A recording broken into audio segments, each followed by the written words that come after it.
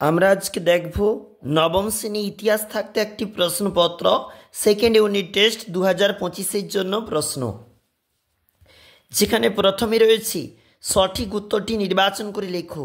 1 × 8 বলা রয়েছে। Carlsberg degree ঘোষিত হয়েছিল, উত্তর হবে জার্মানিতে। কোন বছর ফ্রাঙ্কফুর্টে চুক্তি স্বাক্ষরিত হয়, উত্তর হবে 1871 খ্রিস্টাব্দে। ইউরোপের রুগর মানুষ বলা হয় তুরস্ককে।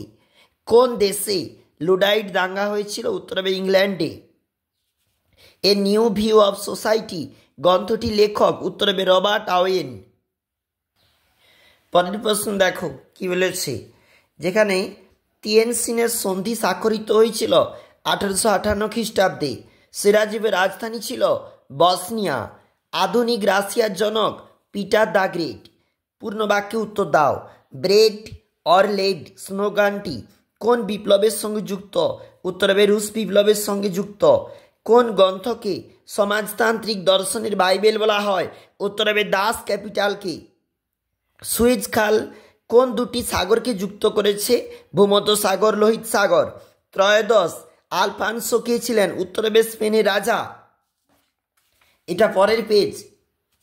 সত্য মিথ্যা বলেছে, রাষ্ট্রীয় সমাজতন্ত্রবাদের প্রবক্তা ছিলেন মার্কস, কার্ল মার্কস, উত্তর হবে ভুল। রাশিয়া কৃষক শ্রেণী পরিচিত ছিল কুলাক নামে, উত্তর হবে সত্য। এরপরে বিবৃতি ব্যাখ্যা রয়েছে,